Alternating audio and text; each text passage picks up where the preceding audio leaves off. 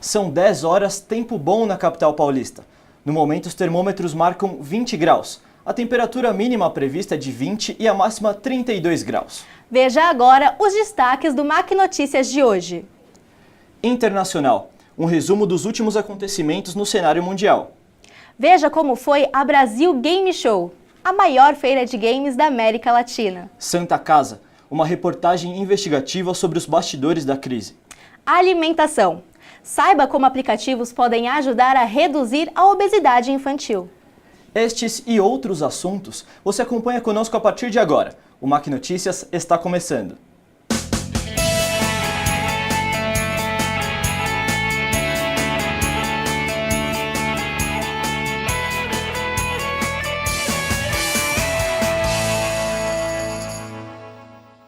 Bom dia! Brasil Game Show.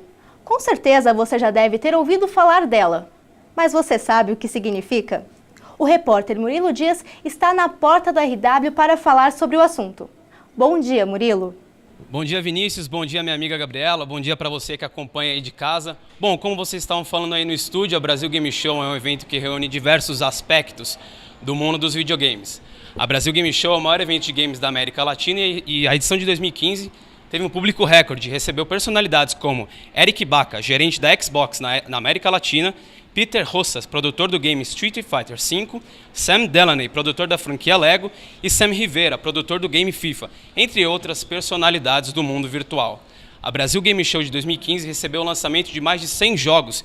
E o interessante é que os visitantes da feira podiam experimentar as novidades em stands montados no local. Vamos conferir todos os detalhes da Brasil Game Show 2015 em reportagem de Cibele Sesguedes. A Brasil Game Show 2015 reuniu em sua 8ª edição mais de 300 mil visitantes ao longo dos 5 dias, aproximadamente 20% a mais do que na edição passada, e mostrando por que é o principal evento de games da América Latina.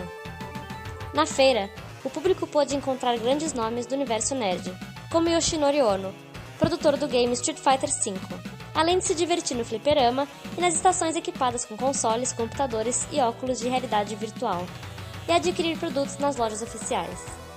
Os visitantes também puderam participar e acompanhar vários campeonatos, como o Brasil Game Cup, torneio de Dota 2. Ano passado, a equipe brasileira Pen Gaming foi campeã, levando o 2º título para casa, e a etapa classificatória brasileira do Mundial Just Dance, que mostra a representatividade do país no cenário dos games.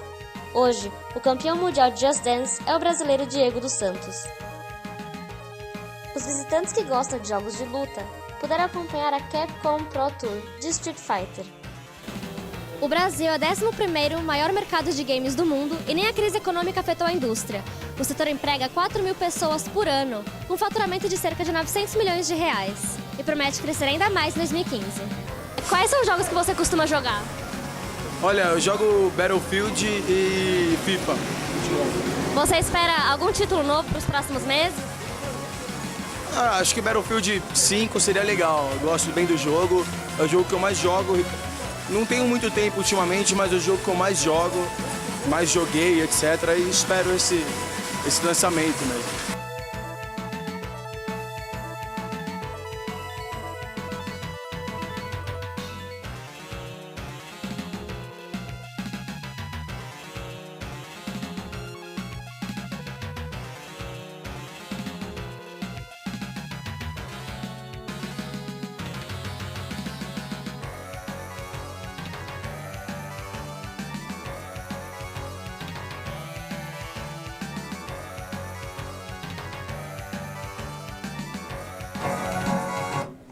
Muito legal essa matéria da Cibele Sesguedes que você acabou de acompanhar.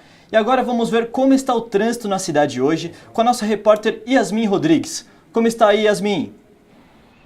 Bom dia, Gabriela. Bom dia, Vinícius. Hoje eu vou trazer para vocês algumas informações do trânsito de São Paulo. A cidade amanheceu com 56 quilômetros de lentidão. Só ao sul, a região sul amanheceu com 21 quilômetros. A região oeste está um pouquinho melhor com 13 quilômetros. A região leste, 7 e a região norte, 6. O centro ele está um pouquinho assim abaixo da média pelo horário, com 8 quilômetros de lentidão. Houve uma queda de uma moto bloqueando a faixa radial leste na altura do viaduto Dona Matilde, no sentido centro. Eu sugiro que você evite a Avenida das Belezas no seu percurso hoje, já que tem previsto de 2 horas a mais no seu percurso do que o normal. Há informações ainda de um protesto que acontece na Avenida Pedroso de Moraes, em Pinheiros. O grupo fecha a via na altura do Arthur Azevedos. Até o momento, a CET não sabe informar de que os manifestantes estão reivindicando. Lembrando também que as finais das placas 5 e 6, entre as 7 horas e as 10 horas da manhã, não podem circular na cidade devido à lei do rodízio. Eu fico por aqui, mas você pode acompanhar outras informações do trânsito de São Paulo durante o seu dia baixando o aplicativo Trânsito SP. Até a próxima e tenha um bom dia. Obrigada, Yasmin. E agora, quer saber tudo o que está rolando no mundo? Confira o resumo de internacional com Gabriela Rocha. Olá, Vinícius e Gabriela. Vamos com as principais notícias de alguns jornais internacionais. Começando com a manchete do norte-americano The New York Times. Merkel enfrenta pressão na Alemanha por sua posição pró-refugiados. A chanceler alemã continua acolhendo recém-chegados do Oriente Médio e da África. A preocupação de alguns políticos e cidadãos no geral é que a bondade exceda os limites do país. O Clarim de nossos irmãos argentinos traz um novo recorde. Cristina Kirchner deixará o governo com o déficit fiscal mais elevado desde 1982. Especialistas dizem que, em dezembro, o vermelho das contas públicas será equivalente a 7,2% do PIB.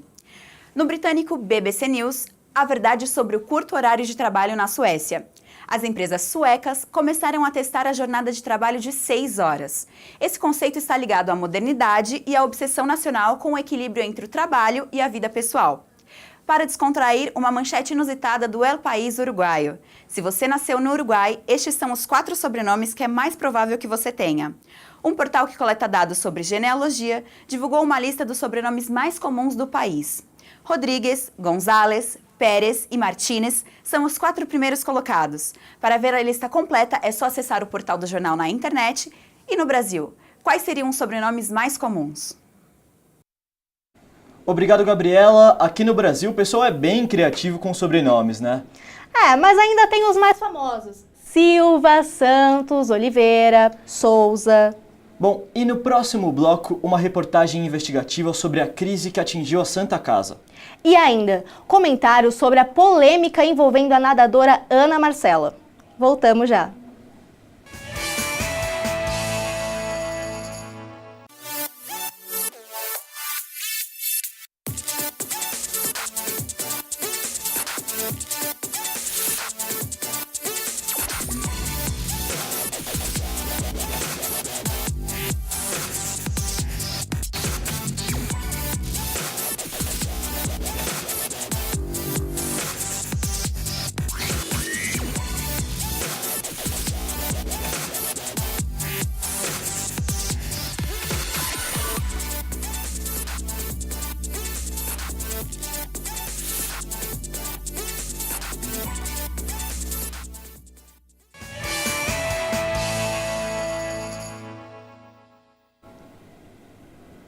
Voltamos com MAC Notícias. A Santa Casa, instituição de saúde que funciona há mais de 4 séculos, corre o risco de fechar. O motivo seria desvio de verbas e má administração. Confira na reportagem de Juliana Sartori.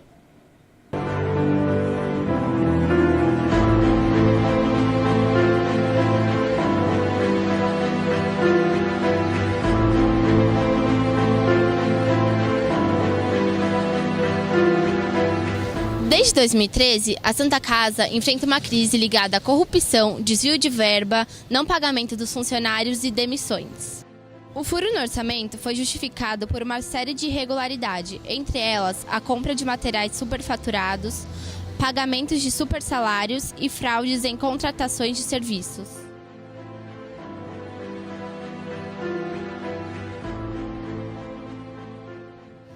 Neste ano, o hospital já informou que demissões serão necessárias para garantir a sobrevivência da instituição. O gestor José Luiz Setúbal informou publicamente que se não tiver dinheiro até novembro, a Santa Casa vai fechar. Com o auxílio de uma câmera escondida, entramos na Santa Casa para filmar a situação do atendimento.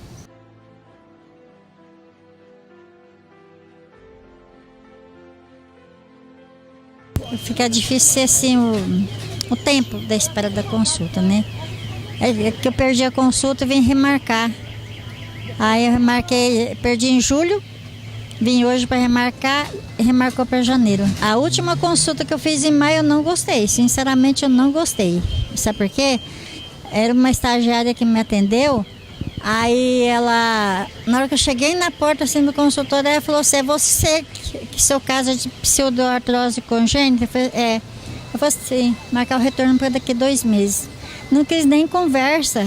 Eu falei para ela, eu pensei que vocês iam me internar para fazer a cirurgia, né? Nem resposta me deu e não gostei do atendimento dela.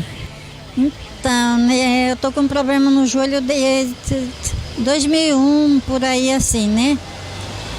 Eu consulto aqui na Santa Casa desde 98. E veio dando problema no joelho, sequelas de outra cirurgia, sabe? De pseudoartrose congênita na tíbia. Aí foi feita 5 cirurgias, né? Aí tô aguardando até hoje, desde 2008. Então você está todo esse tempo esperando uma nova cirurgia e eles não te retornam? É, para corrigir essa deformidade da perna, né? Aí, desde 2008, já fiz exame preparatório 4 vezes. Faz exame preparatório, a gente espera que vai internar para fazer a cirurgia e não faz. E qual a desculpa que eles usam para demorar mais para fazer a cirurgia? Era assim, o centro cirúrgico central tem reforma. Antigamente era assim, nos começos, né? O centro cirúrgico tem reforma, depois é muito acidente de moto, é muita emergência, então não dá para fazer. Agora ultimamente nem fala mais nada assim. Manda marcar retorno, né? Marca o retorno, pronto. Então eles ficam enrolando cada vez mais e não te dão um parecer sobre isso? Fala que vai fazer a cirurgia, eles dizem que vai fazer a cirurgia. Vamos acompanhar agora o que a comentarista Karina Nasser tem a dizer sobre as polêmicas envolvendo a Santa Casa. 400 anos de prestação de serviços. Repetindo, são 400 anos de prestação de serviços. Mais de 400 milhões de reais resultantes de corrupção. São mais de 400 milhões. Não sei se por vontade ordinária do destino ou por vontade divina. Ou será apenas mais uma daquelas tristes coincidências. Terríveis coincidências. O senhor Calil Rocha Abdala seria eleito pelo 3º mandato consecutivo se não fosse por um pequeno detalhe. Um rombo no orçamento da Santa Casa, que subiu de 80 milhões para quase 500 milhões de reais. Agora, quem assume sua posição é José Luiz Egídio Setúbal, que já entrou com uma fala muito impactante e que nos derruba as esperanças. Se não tiver dinheiro até novembro, a Santa Casa fecha. Ou seja, esse mês a Santa Casa pode fechar. 400 anos de história, de vidas que foram salvas, de esperanças renovadas, de notícias positivas, de famílias extasiantes, serão perdidos no tempo. É decepcionante o ponto que chegamos, para não falar broxante. O gigante acorda, toma um chazinho e volta para a cama, para um sono profundo, uma hibernação. Será que Setúbal será nossa salvação? Será que esse senhor de 58 anos de idade será para a saúde pública o que Joaquim Barbosa foi para a política no Brasil? Que feliz coincidência isso seria. Que divina coincidência isso seria. Dê um fôlego, por menor que seja, para a saúde pública brasileira, senhor José Luiz Egídio Setúbal. Salve-nos. A pauta agora é esporte. A atleta de maratona aquática Ana Marcela Cunha anunciou sua saída do clube SESI São Paulo. A notícia chocou a todos porque estamos a apenas 9 meses das Olimpíadas no Rio de Janeiro. Vamos acompanhar agora o comentário da Vitória G. Lourenço. Bom dia, Vitória. Olha, Gabriela, a notícia chocou bastante. Afinal, o desligamento do clube vai prejudicar apenas a própria atleta, que sofrerá diversas consequências, não só com a mudança de ambiente, mas também de técnico e de treinos. Os boatos são que não houve um consenso entre o patrocínio da atleta e o clube. Mas será que realmente esse é um problema contratual de clube ou o verdadeiro problema se encontra na própria situação atual do nosso país? A crise, que tanto afeta as empresas, está sim começando a afetar os nossos atletas. A busca por espaço, dinheiro e visibilidade está cada vez mais acirrada. As empresas nós sabemos que querem apenas ganhar o seu tão luxuoso dinheiro. Mas e os atletas? A ambição teria realmente ultrapassado o sonho da tão sonhada medalha olímpica? Gabriela, parece que o país sucateou não só as escolas e os hospitais, mas o que ainda nos restava do orgulho brasileiro, o esporte. Obrigada, Vitória. E no próximo bloco, você vai conhecer um aplicativo que está revolucionando a alimentação infantil. E mais, desrespeito às ciclovias. Nossa equipe de reportagem flagrou pedestres invadindo o espaço dos ciclistas. Voltamos já.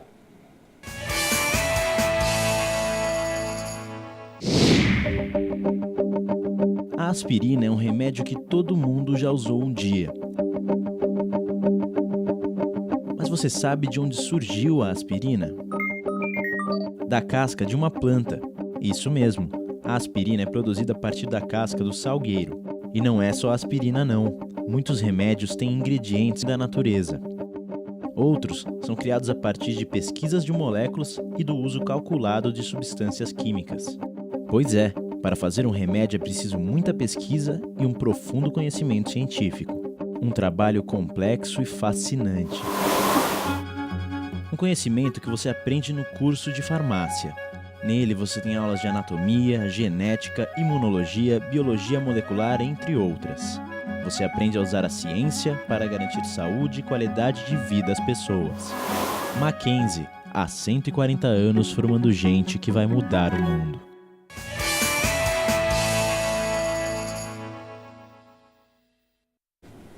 O MAC Notícias está de volta. Atualmente, 1 em cada 3 crianças no Brasil está pesando mais do que deveria. A questão é tão grave que a OMS considera a obesidade infantil um dos desafios da saúde pública do século XXI. A nossa repórter Pietra Zanella está no térreo da RW para ver como os estudantes andam se alimentando. Bom dia, Pietra. Bom dia, Gabriela. Bom dia, Vinícius. Seguir uma alimentação equilibrada não é exatamente o que podemos chamar de tarefa fácil. São muitas as tentações que nos assolam diariamente, principalmente depois que os fast foods invadiram com tanta força a nossa sociedade. Segundo dados do Ministério da Saúde, quase metade dos brasileiros estão acima do peso. Muitos deles ainda são crianças. O problema é que na hora de começar uma dieta e mudar a alimentação, existem algumas pegadinhas muito comuns. Por exemplo, essa barrinha de cereal aqui, muito famosa e utilizada em diversas dietas, parece saudável, mas contém cerca de 37% de puro açúcar. É muito importante ficar atento para esse tipo de pegadinha para que você não caia nela, principalmente quando se trata de alimentação infantil. Uma novidade que tem facilitado muito a vida dos pais e mães é um aplicativo novo que ajuda muito na luta contra a balança. Confira agora na reportagem de Yasmin Rodrigues. Considerado como epidemia, a obesidade, segundo a Organização Mundial da Saúde, entre os anos de 1980 e 2013, chegou a 60% da população.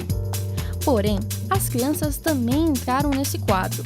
Só no ano de 2013, havia em todo o mundo mais de 42 milhões de crianças com excesso de peso antes dos 5 anos de idade. Como forma de ajudar os pais a controlar o peso dos filhos, foi lançado um aplicativo.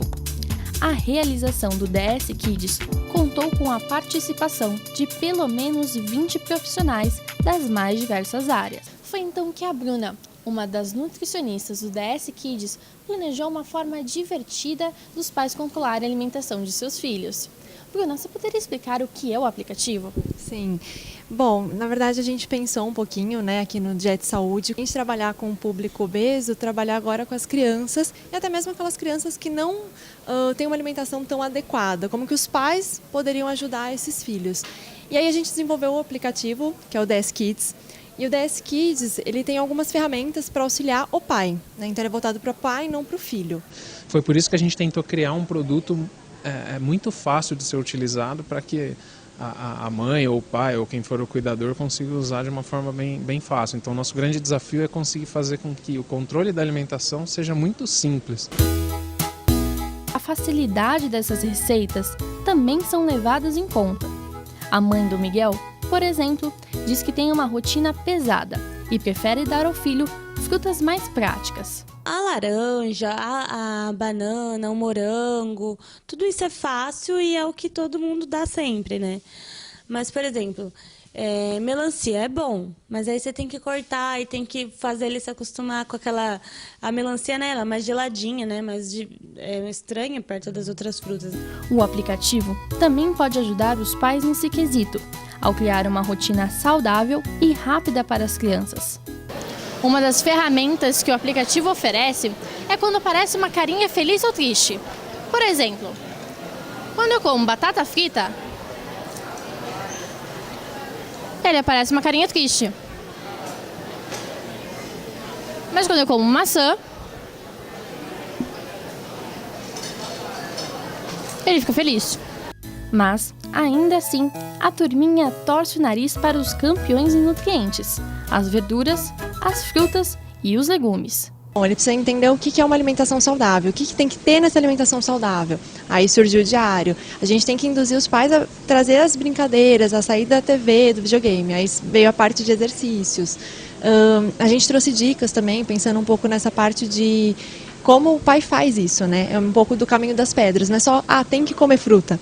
Mas como que eu vou fazer o meu filho comer fruta?